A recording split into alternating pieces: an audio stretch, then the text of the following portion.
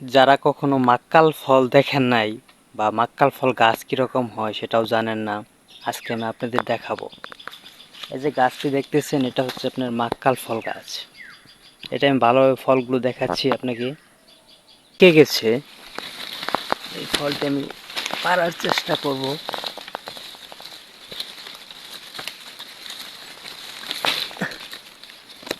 এই যে ফলটি, এই গাছগুলো তো অনেক কাটা হয় আর কি। এ দেখেন পেকে কি সুন্দর টইটুম্বুর হয়েছে, কিন্তু আপনি এই ফলটা খেতে পারবেন না। কারণটা কি জানেন? এই ফলটার হচ্ছে ভিতরে দেখেন, এ দেখেন কি,